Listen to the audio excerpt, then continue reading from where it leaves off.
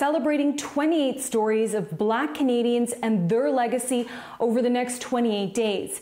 That's the task one group in Alberta is taking on for Black History Month. Honestly, just not enough people know about the many Black Canadian stories of Canada. One of the reasons why Caleb Daniels, co-founder of Black and Indigenous Alliance, is taking on this project.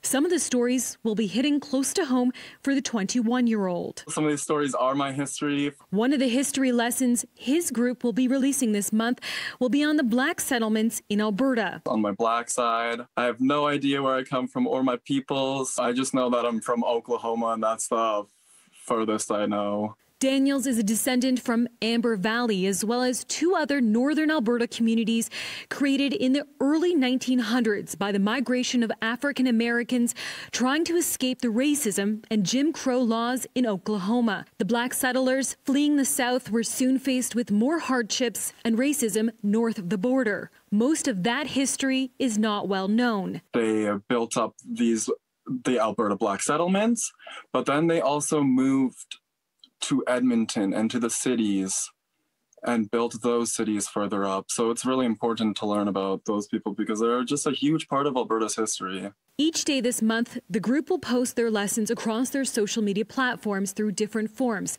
such as videos, forums, and talks on Zoom. For day 2, we will be discussing one of Canada's biggest secrets, the whitewashing of 200 years of slavery. It is mind-boggling that it's common knowledge that Canada was the terminal stop for the Underground Railroad, yet few people know about the Black and Indigenous people who were bought, sold, exploited here in Canada. Daniels hopes to enlighten Canadians to recognize the inequality, injustice, and systemic racism that still exists today, and to celebrate Black achievement that's sometimes left out of history books.